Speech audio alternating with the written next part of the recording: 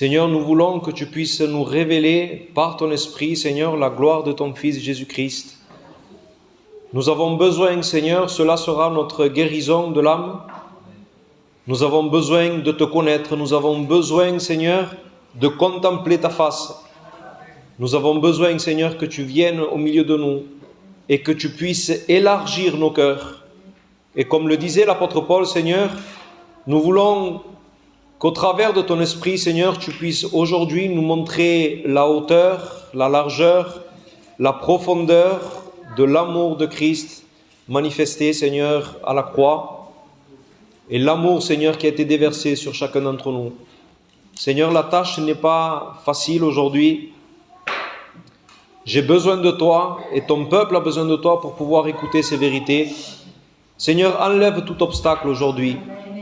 Toute chose qui pourrait venir s'infiltrer dans notre cœur, dans notre pensée. Seigneur, remplis-nous de ton esprit, s'il te plaît. Seigneur, que ta parole soit efficace aujourd'hui, que ton Église soit édifiée. Au nom de Jésus. Amen. Et Amen. Comme vous le savez, nous sommes en train de faire une série d'expositions sur les doctrines de la grâce. Et aujourd'hui, nous sommes à la deuxième doctrine, nous arrivons à la troisième et dernière partie en ce qui concerne l'élection inconditionnelle. Aujourd'hui, en vérité, j'ai un fardeau dans mon cœur pour l'Église, parce qu'il y a une réalité en ce qui te concerne, qui je désire aujourd'hui qu'elle vienne avec son poids et elle vienne s'ancrer dans ton cœur et produire en toi une véritable et durable félicité. En tant qu'enfant de Dieu, la question qu'on peut se poser est celle-ci: comment je peux vivre une vie chrétienne de manière abondante? Comment je peux vivre une vie chrétienne qui est remplie de zèle, une vie remplie de ferveur, une vie de piété, une vie de sainteté, une vie avec un total engagement, une vie avec une réelle passion envers Christ et son œuvre? D'où je peux sortir ces ressources? Celle-ci est une question importante. Parce que vous savez, on ne pourra pas surmonter nos problèmes, les moments les plus difficiles de notre vie, les moments obscurs, si dans notre vie quotidienne, de manière pratique, on ne va pas expérimenter la profondeur, la largeur, la hauteur de l'amour de Dieu pour notre vie. Ce sera impossible. Je ne suis pas en train de dire de savoir que Dieu m'aime, même si ma théologie est précise, et il faut qu'elle soit précise.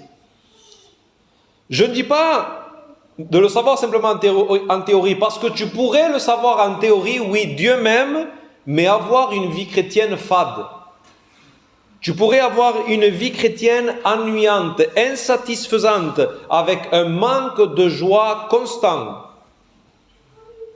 Si ceci est ce qui caractérise ta vie en tant que chrétien, la connaissance que tu as ne te sert à rien. C'est une connaissance qui est stérile, elle n'est pas en train de produire du fruit dans ta vie. Je ne suis pas en train de te parler de savoir que Dieu t'aime seulement, mais de le savourer, de l'expérimenter, de te délecter, être envahi de reconnaissance, en adoration, un amour tel que les puissances influentes de ce monde sont brisées et elles sont chassées.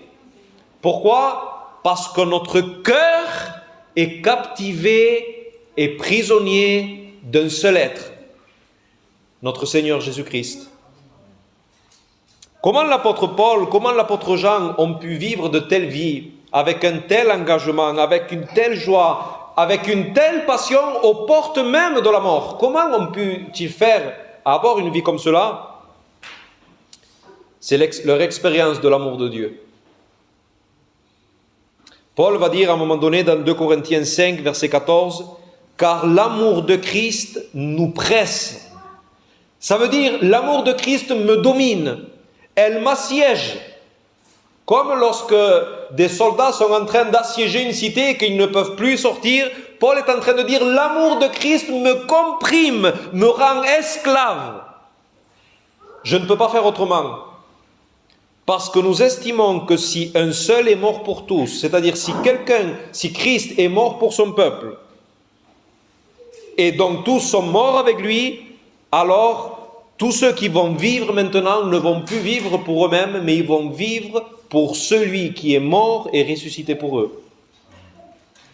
Donc, il n'y a pas une ressource aussi puissante pour vivre notre vie chrétienne qu'expérimenter les dimensions infinies de l'amour de Dieu pour nos vies. Je voudrais vraiment qu'aujourd'hui, cette vérité, je vais la marteler jusqu'à ce que je n'ai plus de souffle.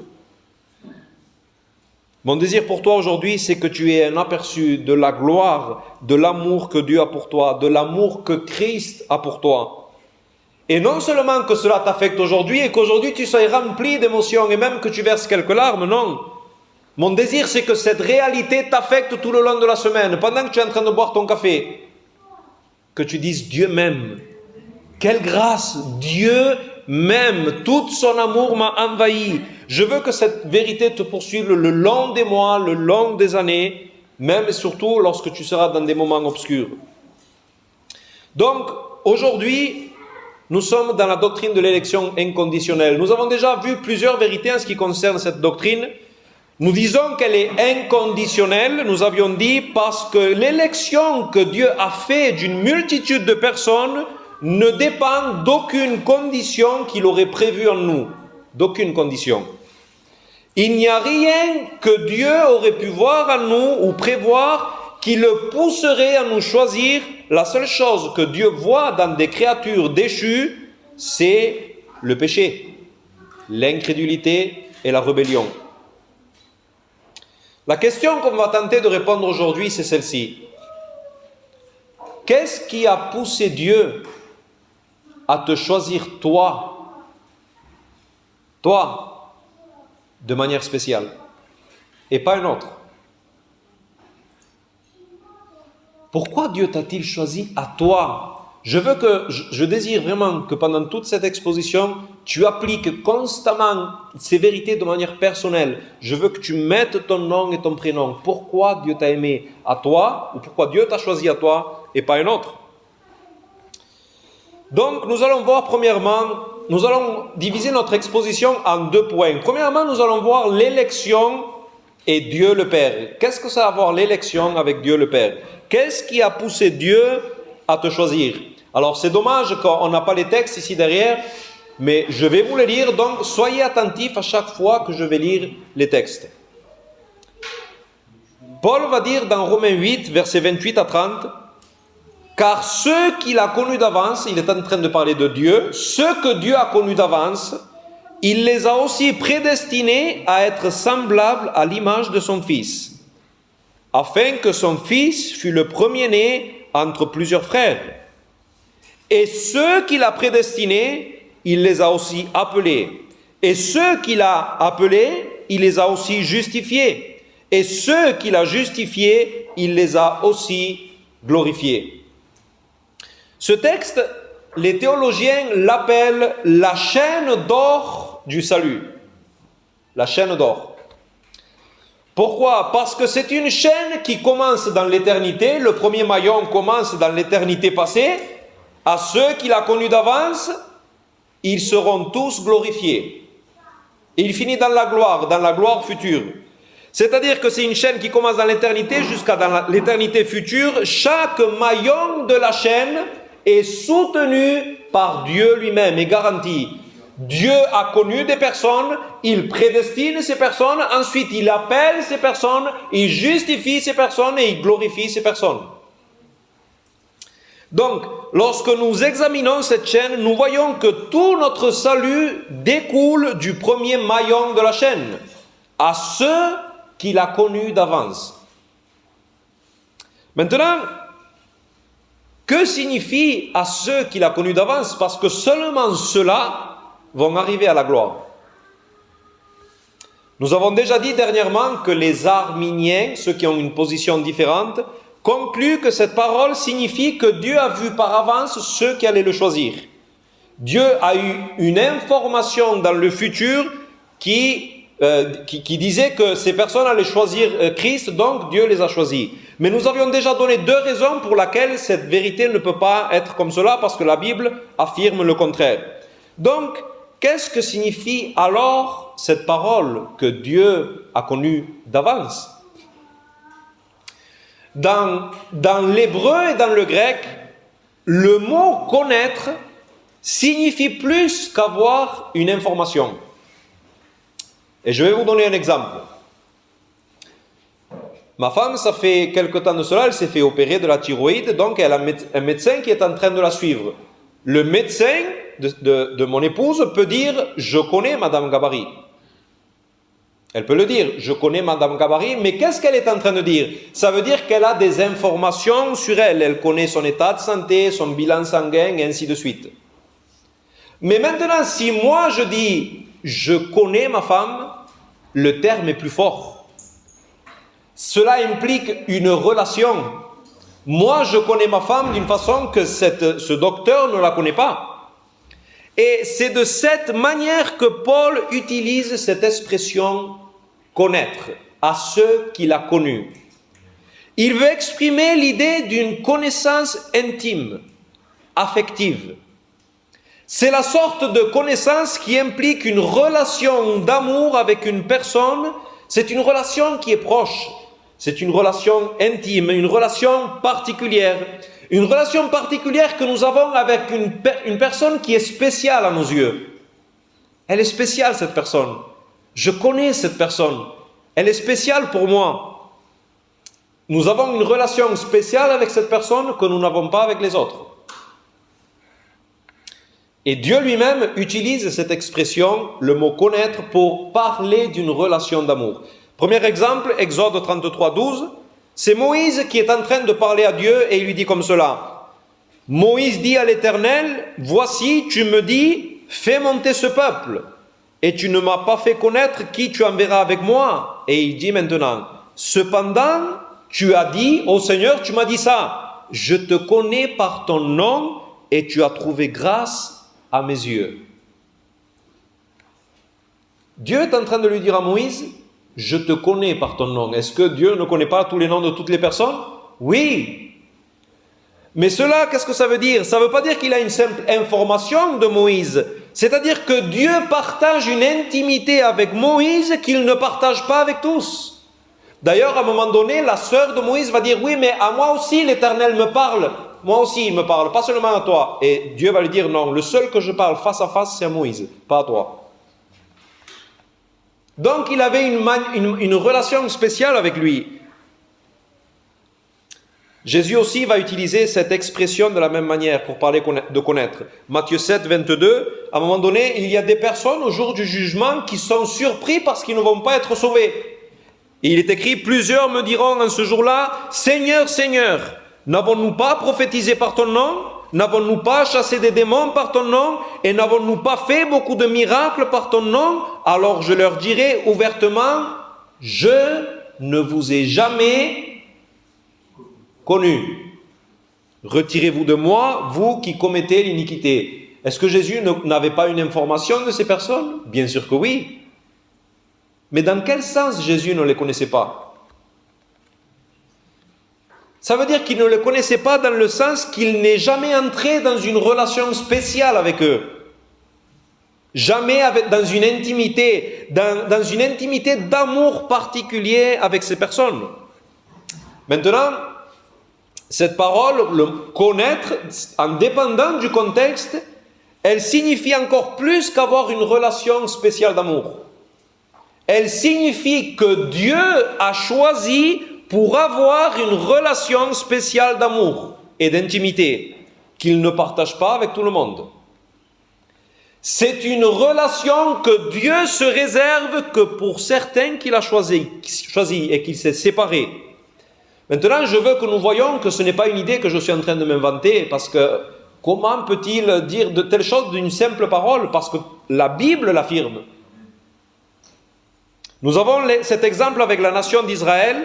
Dieu l'a choisi spécialement parce que le cœur de Dieu s'est attaché spécialement à eux. Maintenant, l'amour que Dieu avait spécialement pour ce peuple n'avait rien à voir avec une quelconque condition ou qualification du peuple. Dieu a décidé de placer son amour spécial sur ce peuple et pas sur les autres. Il désire avoir une relation spéciale avec ce peuple, relation qu'il n'a pas avec les autres. Deutéronome 7, versets 6 à 7. Dieu va dire à Israël, car tu es un peuple saint, c'est-à-dire séparé, pour l'Éternel ton Dieu. L'Éternel ton Dieu t'a choisi pour que tu sois un peuple qui lui appartient entre tous les peuples qui sont sur la face de la terre. Et ce n'est point parce que vous surpassez en nombre tous les peuples que l'Éternel s'est attaché à vous et qu'il vous a choisi. Car vous êtes le moindre de tous les peuples, mais parce que l'Éternel vous aime. Choisi pour être aimé. Choisi pour s'attacher de manière spéciale. Choisi car Dieu aime spécialement. L'élection découle d'un amour particulier. Un autre texte, Deutéronome 10, versets 14 à 15. Voici à l'Éternel ton Dieu appartiennent les cieux des cieux, la terre et tout ce qu'elle renferme. Et c'est à tes pères seulement que l'Éternel s'est attaché pour les aimer. Et après eux, c'est leur postérité. C'est vous qu'il a choisi d'entre tous les peuples, comme vous le voyez aujourd'hui. Et dans le livre du prophète Amos, Dieu va dire, je vous ai connus, vous seuls, de toutes les familles de la terre. Alors, est-ce que Dieu n'a pas eu information de toutes les nations de la terre? Bien sûr que oui, mais Dieu a connu spécialement, avec une relation spéciale, ce peuple. Et Paul est en train d'utiliser ce langage dans notre texte du début. À ceux qu'il a connus d'avance. Ainsi donc, pour répondre à notre première question, qu'est-ce qui a poussé Dieu à te choisir toi de manière spéciale? Je prie aujourd'hui pour que le Seigneur nous aide à saisir la vérité sur l'élection. Tu veux savoir pourquoi, au milieu d'une humanité corrompue, qui est souillée et rebelle à lui, Dieu t'a choisi toi spécialement? Lorsque Dieu a regardé cette humanité déchue dans laquelle tu étais au milieu et tu étais complice, et tu étais rebelle toi aussi, tu étais rebelle, le Dieu très haut qui est rempli de gloire a placé ses regards sur toi, sur ta personne. Et il a décidé de manière spéciale que tu serais à lui. Dans l'éternité passée, le cœur de Dieu s'est attaché à toi de manière spéciale. Mets ton nom, s'il te plaît, parce que cette vérité est impressionnante. Il t'a choisi à toi pour que tu sois l'objet de tout son amour sans réserve. Je veux m'attacher à lui.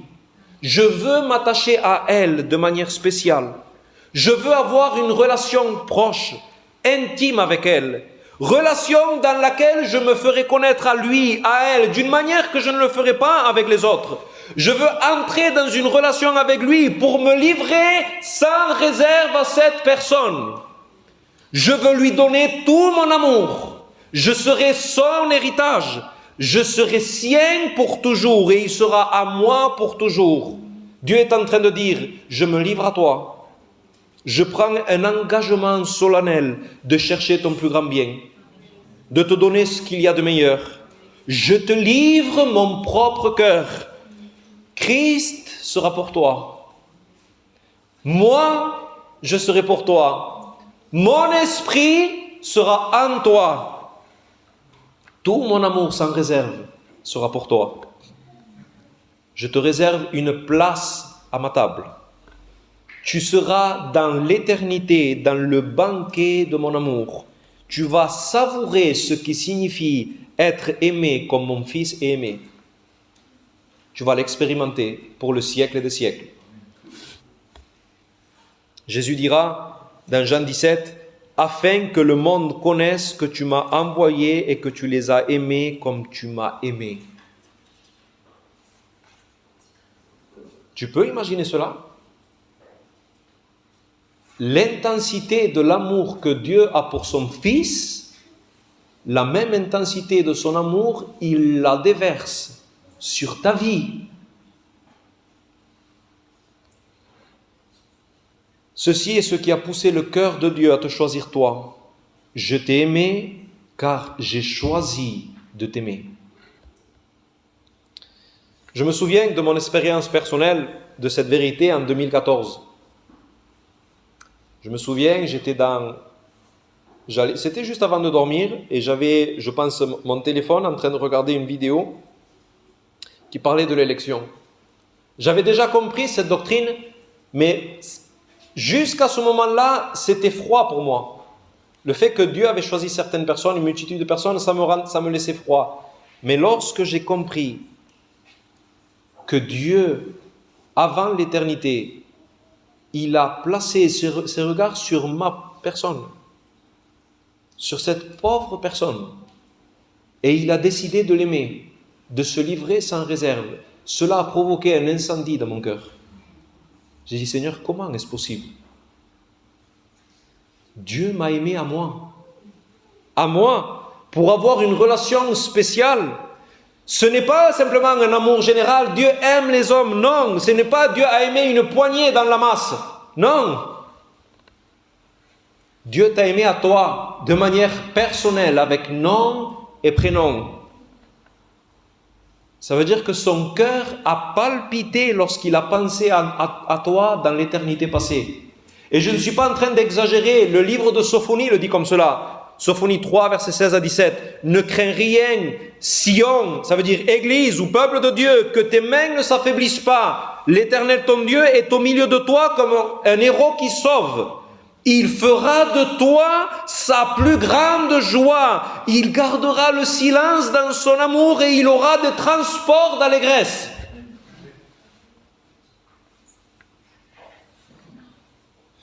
Église de Dieu, je ne sais pas si on peut trouver une raison qui a plus de poids que celle-ci pour me rassasier de paix et satisfaction pour l'éternité. Je veux te poser une question. Sais-tu les implications que cela a pour ta vie? Qu'il a décidé de t'aimer avec la même intensité qu'il aime son Fils Jésus-Christ? Cela veut dire que chaque parole de Dieu pour toi, chaque chose qu'il ordonne dans ta vie, chaque silence de Dieu pour toi, chaque privation de Dieu pour toi, chaque circonstance découle d'un amour éternel, ardent pour toi qui ne cessera jamais de brûler. Car c'est pour cela qu'il t'a choisi. Maintenant, la glorieuse bonne nouvelle de l'élection, c'est que ce n'est pas toi qui as déclenché son amour. C'est-à-dire que son amour n'est pas fondé ou stimulé ou alimenté par toi, non. Mais il trouve son carburant dans une décision prise dans le cœur de Dieu. Cette vérité peut changer beaucoup de choses dans ta vie. Il faut que tu comprennes que tu n'as pas été le déclencheur de l'amour de Dieu. Tu n'es pas le carburant qui alimente son amour pour toi. Ce n'est pas toi, ce n'est pas ce que tu fais, ce n'est pas tes progrès, ce n'est pas toi qui es en train de mettre du bois dans le feu de l'amour de Dieu pour toi. Non, non. Il est alimenté par son propre cœur éternel et immuable. Et ceci est une bonne nouvelle. Dieu ne t'a pas aimé pour voir ce qui pourrait en sortir de toi, non. Il t'a aimé pour te combler de richesses infinies sans que tu ne lui donnes aucune raison. Son amour pour toi ne dépend pas de toi. Vous savez, si l'amour de Dieu dépendait de notre attitude, de ce que nous sommes, de notre réaction face aux circonstances, des problèmes que nous avons dans notre couple, de notre état de colère qu'on se met, ou de notre amour pour lui. Imaginez que son amour dépende du nôtre. Alors son amour pourrait changer parce que le mien est constamment en train de vaciller. Imagine que ton obéissance et ta fidélité soient le bois qui maintient le feu de son amour. Qu'arrive-t-il alors lorsque tu es infidèle et que tu pêches? Le feu cesserait d'être alimenté? Mais son amour pour toi trouve sa source en lui. Il est alimenté par lui-même. Et comme il ne change pas, son amour pour toi est impérissable. Ésaïe 54, verset 10. Quand les montagnes s'éloigneraient, quand les collines chancelleraient, mon amour ne s'éloignera point de toi et mon alliance de paix ne chancellera point, dit l'Éternel qui a compassion de toi. Tu sais ce que cela signifie? Que même si le cosmos, l'univers entier venait à se désintégrer, son amour pour toi ne pourra jamais vaciller. Aucune ombre de variation. Il ne peut pas diminuer ni augmenter parce qu'il est déjà à sa puissance maximale sur ta vie. Peu importe que tu sois dans le meilleur de tes moments avec Dieu, peu importe que tu sois dans la pire des journées, que tu travailles 18 heures par jour à l'œuvre de Dieu, ou que tu sois tombé dans le plus profond des péchés, son amour est éternellement à sa puissance maximale dans ta vie à chaque instant. Son amour pour toi est constant, est puissant, est invincible et il est éternel. Je ne minimise pas l'horreur du péché, mais peu importe combien ton péché est grand, en Christ, sa grâce a tout englouti. Tout. Si tu es vraiment un chrétien, cela va te pousser à rechercher la sainteté. Si cette vérité te pousse à vivre de manière relâchée et à vivre dans le péché, c'est que tu es encore sous la condamnation. Seulement ceux qui ont été engendrés par Dieu feront bon usage de cette vérité. Cette vérité, Église de Dieu, a tellement d'applications pour nos vies. Cela a une application, vous savez pour qui? Pour les personnes qui se sentent rejetées. Pour les personnes qui ne se sentent pas aimées. Qui ont cette carence d'amour. Ils manquent d'une affection des autres personnes. Ça peut être dans le couple, ça peut être des enfants, ça peut être une relation familiale. Lorsque tu veux t'alimenter de ces choses,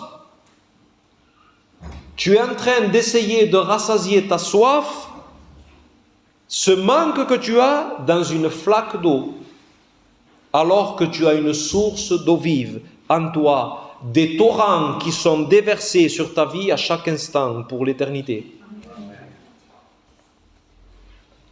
Cela a aussi une application pour les personnes qui courent derrière l'approbation. Je veux que les personnes me considèrent. Je veux être le premier dans toutes les choses. Je cherche l'estime des autres. Tu n'en as pas besoin. Parce que tu as déjà toute l'approbation de la personne la plus importante dans cet univers. Tu n'as pas besoin de la considération des autres. Tu es déjà pleinement satisfait de l'amour et de la considération que Dieu porte à ta vie. Cela a aussi une application pour les personnes qui se sentent blessées, meurtries, qui ne se sentent pas comme les autres, qui se sentent méprisées ou qui cherchent peut-être une identité dans son travail, dans un projet. Ils ont besoin de se réaliser, de s'épanouir dans une chose. Si tu es un enfant de Dieu, tu n'es pas une personne insignifiante. Tu as une identité. Ta vie a un sens. Ta vie, ta personne est très, très, très importante aux yeux de Dieu. L'être suprême de l'univers t'a considéré et il t'a aimé de l'amour éternel. Il t'a comblé de toutes ses faveurs et de toutes ses bénédictions. Tu sais qu'il n'y a pas une personne qu'on peut plus bénir sur la surface de la terre comme tu as été béni? Ce n'est pas possible, ça n'existe pas. Tu es une personne bénie, tu as été béni par le roi des rois et le seigneur des seigneurs. Tu es une personne qui est bénie, tu es heureux, tu es heureuse. Tu es la possession et l'héritage de Dieu. Tu n'as pas besoin d'aller épancher ta soif dans des choses aussi insignifiantes, parce que tu es déjà pleinement comblé de l'amour sans réserve que le Dieu Tout-Puissant a déversé sur ta vie. Cette vérité devrait te faire bondir de joie, de paix, de repos, même dans les moments les plus difficiles. L'Église de Dieu, celui-ci est le vrai repos de l'âme. tu ne vas plus courir derrière les choses insignifiantes, car tu as déjà tout. Dieu m'a aimé, je serai à lui pour toujours. Et cette vérité doit être le carburant qui embrase ta dévotion pour lui. Ainsi, pour répondre à la question pourquoi Dieu t'a choisi à toi et pas un autre, parce qu'avant la fondation du monde, Dieu t'a choisi pour être l'objet spécial de son amour. Son élection découle de son amour. Donc nous avons vu l'élection de Dieu le Père et nous allons finir maintenant avec l'élection et Dieu le Fils.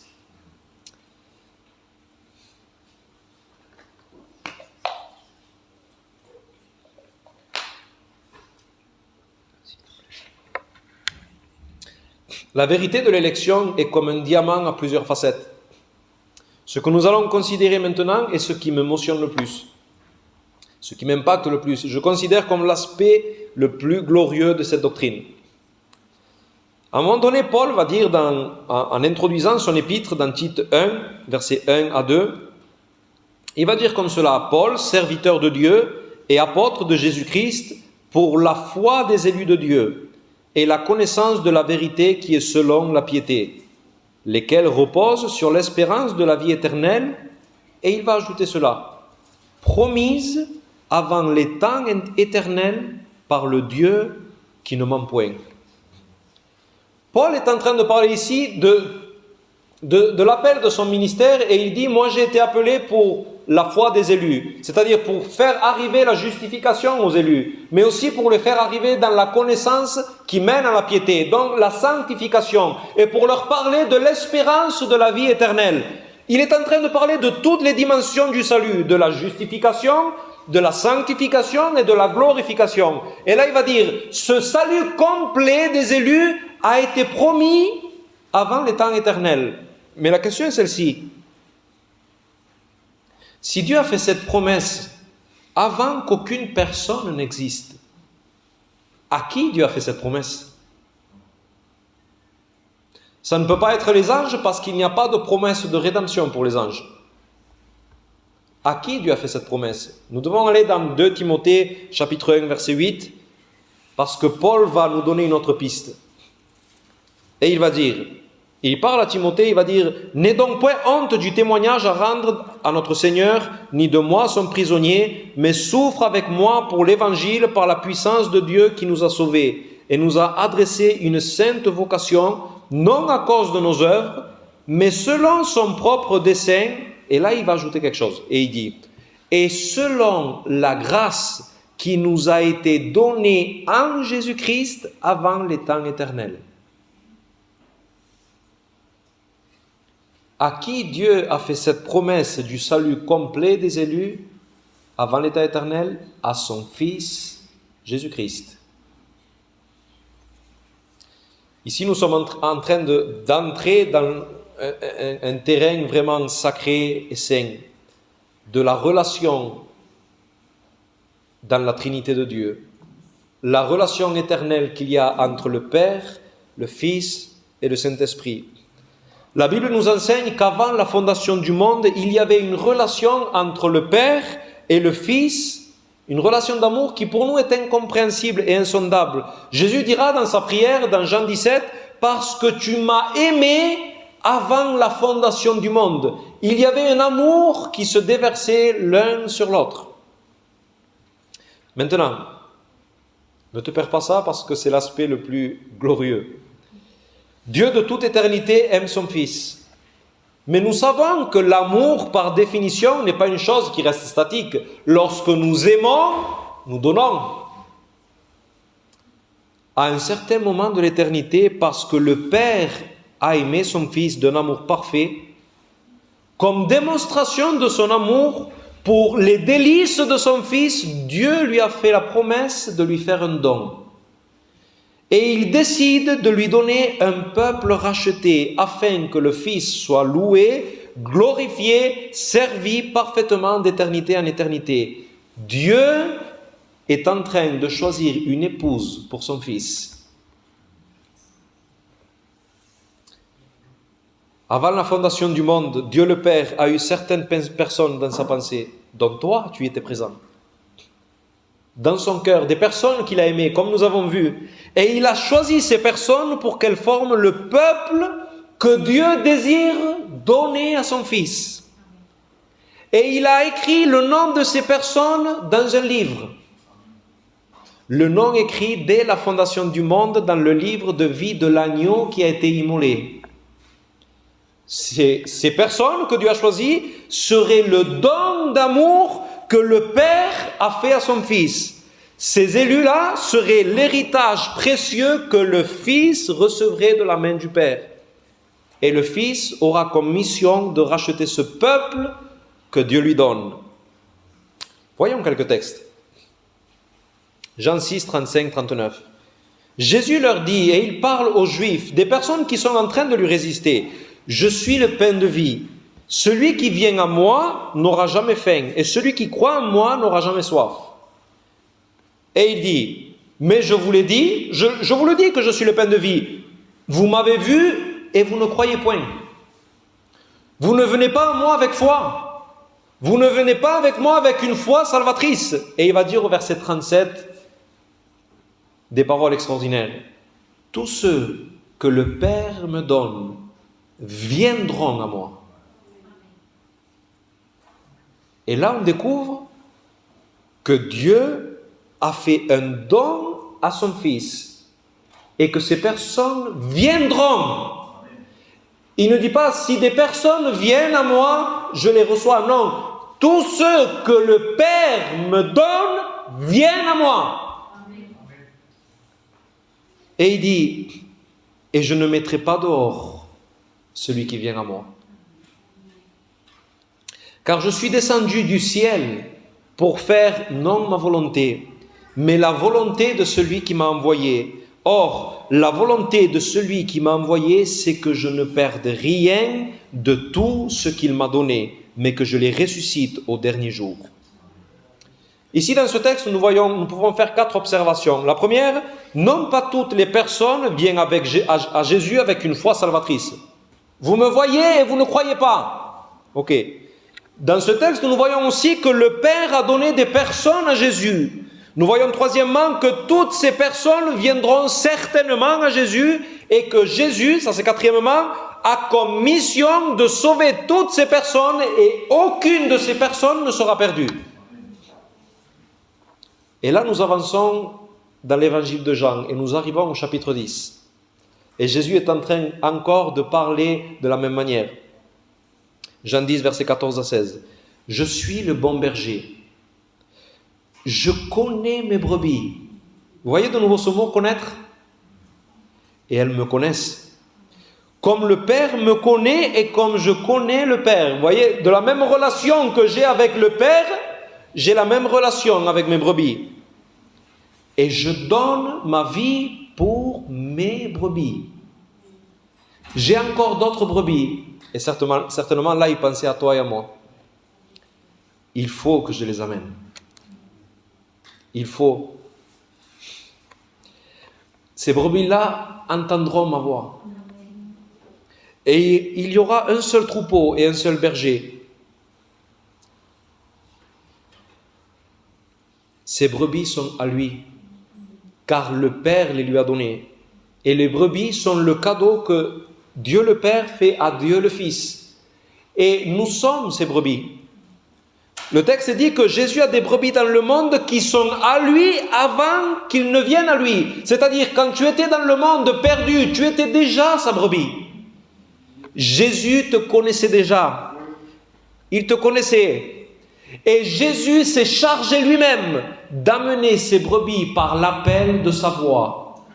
Toutes les brebis qui lui appartiennent entendront sa voix et elles viendront à lui. Nous continuons dans Jean 10. Et il est écrit dans le verset 22, « On célébrait à Jérusalem la fête de la dédicace, c'était l'hiver. Et Jésus se promenait dans le temple sous le portique de Salomon. Et les Juifs l'entourèrent et lui dirent, « Mais jusqu'à quand tiendras-tu notre esprit en suspens? Si tu es le Messie, dis-nous-le. Dis-nous-le franchement. » Et Jésus, comme dépité de la réaction de ces hommes, Jésus leur répondit, « Je vous l'ai dit. Mais vous ne croyez pas? Les œuvres que j'ai faites au nom de mon Père rendent témoignage de ce que je suis, de moi. Maintenant, pourquoi ces personnes ne croient pas? Verset 26. Mais vous ne croyez pas parce que vous n'êtes pas mes brebis. Mes brebis, les miennes, entendront ma voix. Je les connais et elles me suivent. Je leur donne la vie éternelle et elles ne périront jamais. Et personne ne les ravira de ma main. Mon Père qui me les a donnés, on revoit cette expression ici, est plus grand que tous. Et personne ne peut les ravir ni de la main de mon Père, et moi et le Père, nous sommes un. On ne devient pas une brebis au moment où nous croyons en Christ.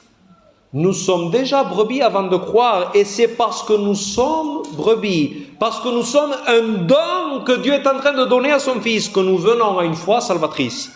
La sécurité des brebis est un engagement solennel entre le Père et le Fils. Et nous avançons dans les dernières heures de notre Seigneur Jésus. Et là, réellement, c'est une prière extraordinaire. On appelle cela la prière sacerdotale. Jean 17. Jésus est sur le point, dans quelques heures, d'être livré pour mourir. Et il va dire comme cela. Jean 17, verset 1. Après avoir ainsi parlé, Jésus leva les yeux au ciel et dit, Père, l'heure est venue. Glorifie ton Fils afin que ton Fils te glorifie. Selon que tu lui as donné pouvoir sur toute chair, afin qu'il accorde la vie éternelle à tous ceux que tu lui as donnés.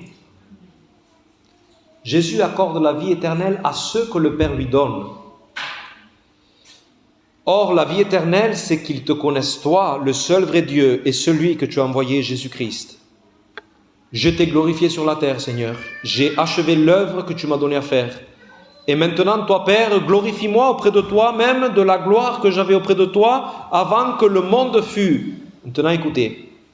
J'ai fait connaître ton nom aux hommes que tu m'as donnés du milieu du monde.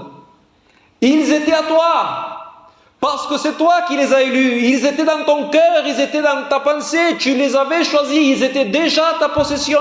Ils étaient à toi et tu me les as donnés. Et ils ont gardé ta parole.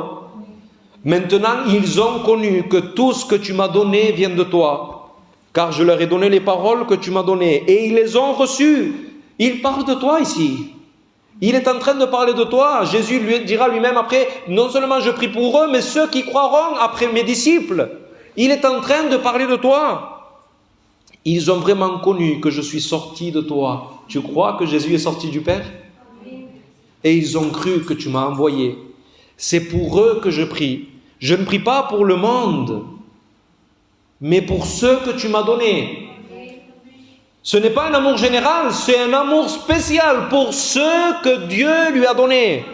Parce qu'ils sont à toi. Et tout ce qui est à moi est à toi, et ce qui est à toi est à moi. Et je suis glorifié en eux. Ceci est vraiment puissant. Tu as été choisi pour être placé en plein milieu de cet océan d'amour entre le Père et le Fils. Tu as été choisi pour être placé au milieu de cet océan d'amour qu'il y a entre le Père et le Fils. Et toi, tu es au milieu, en train de nager dans cet océan. Dieu aime son Fils d'un amour infini et éternel. Et dans une démonstration de son amour pour son Fils, il te choisit pour être cette démonstration d'amour que le Père a pour le Fils. Tu es le cadeau qui exprime l'amour du Père pour son Fils. Maintenant, quand le Fils voit venir à lui un de ceux que le Père lui donne, comment penses-tu qu'il va le recevoir ? Il reçoit ce cadeau avec les bras grands ouverts. Parce que ce cadeau, cette personne qui vient à lui, était extrêmement précieux pour Christ, car il est une expression de l'amour de son Père. Christ va aimer ce cadeau dans la proportion qu'il aime son Père. Je vais te donner une illustration. Imagine un jeune couple qui s'aime vraiment. en période de guerre. Et le mari va partir loin pour aller à cette guerre. Et sa femme, le cœur déchiré. Mais le mari lui dit qu'il aime. Et comme démonstration de son amour, il lui dit que même lorsqu'il sera loin, il lui promet qu'il fera venir à elle un cadeau qui sera l'expression de son amour. Quelques mois plus tard, la femme n'a pas de nouvelles de son mari. La femme reçoit dans une enveloppe un collier avec un pendentif, avec une photo de lui et elle. Et écrit dans la lettre, « Ceci est le souvenir de mon amour pour toi. » Comment ce cadeau sera-t-il précieux pour cette femme? Comment? Parce que ce cadeau, ce n'est pas qu'il a une valeur en lui-même, il est précieux en raison de celui qui lui a envoyé. Nous sommes le cadeau du Père qu'il a fait au Fils. Et quand le Fils voit venir un de ses élus, combien son amour est grand pour cet élu, il est précieux à ses yeux. Nous avons vu que le Père a déversé tout son amour sur nous. Le Fils a déversé tout son amour sur nous par le Saint-Esprit. Et c'est en raison de l'élection divine que nous avons été plongés dans l'océan infini de l'amour du Dieu trinitaire. Ainsi est l'amour de Dieu pour toi. Quelle profonde et glorieuse vérité.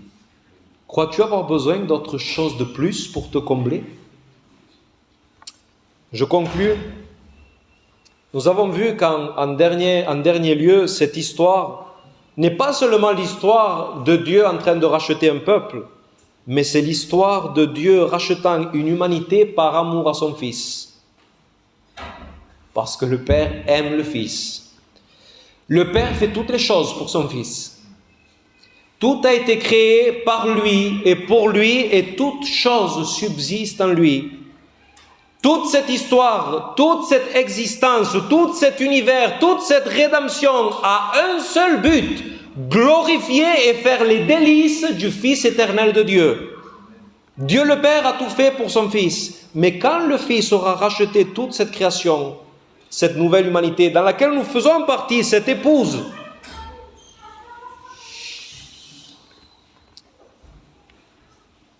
lorsque Christ aura tout racheté et que tous ses ennemis auront été mis sous ses pieds, alors le Fils, de nouveau, par amour à son Père, soumettra toutes choses à son Père, afin que Dieu soit tous en tous. Et nous, finalement, nous sommes les acteurs secondaires de cette histoire. Mais combien nous sommes privilégiés de participer pour les siècles des siècles à cet océan infini d'amour. Prions le Seigneur.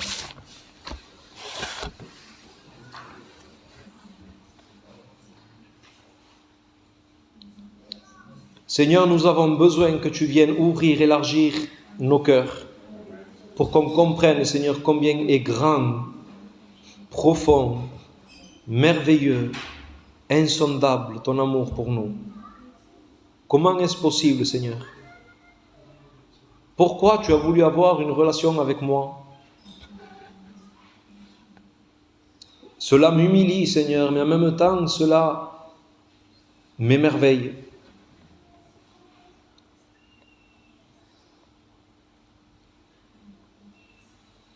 Toi seul connais comment était ton Église aujourd'hui. Seigneur, toi seul, tu connaissais la disposition de leur cœur. Mais j'ai cette confiance que ta parole ne retourne pas à toi sans avoir fait son effet. Seigneur, que cet enseignement produise une réelle et véritable, Seigneur, ferveur dans le cœur de mes frères et mes sœurs. Que ce ne soit pas, Seigneur, quelque chose de passager, non simplement des larmes ici, une émotion, une joie ici, mais que cela nous poursuive, jour après jour, semaine après semaine, année après année. Dieu m'a aimé. Dieu m'a aimé. Tout l'amour de Dieu a été déversé sur ma vie et je suis un privilégié.